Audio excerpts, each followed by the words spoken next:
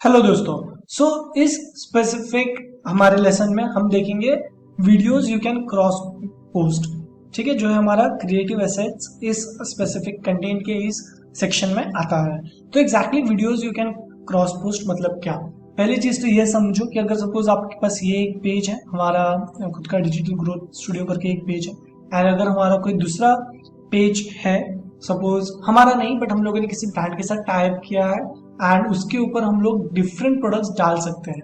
अगर ये हमारे पास ऑप्शन होगा, अगर हम वैसा करना चाहते हैं, तो आप उसको पहले से ही एक्सेस दे दोगे कि मुझे क्रॉस पोस्टिंग करना है इस स्पेसिफिक फेसबुक पेज पे जो इस नाम से है, जो डिफरेंट है।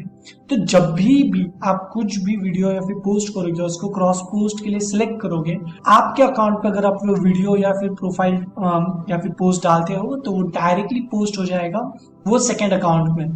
उसके लिए ना किसी की अप्रूवल की जरूरत पड़ेगी, ना ही उसके लिए कोई रिक्वेस्ट की एक्सेप्ट करने की जरूरत पड़ेगी। वो जो पोस्ट है या फिर वो जो कंटेंट है वो डायरेक्टली पोस्ट हो जाता है। तो वो आप जितने भी क्रॉस पोस्ट किए हो वो आपको यहाँ पे दिखेंगे, आपके क्रिएटिव एसेट्स इस सेक्शन में videos you can cross post में आपको दिखेंगे। Thank you.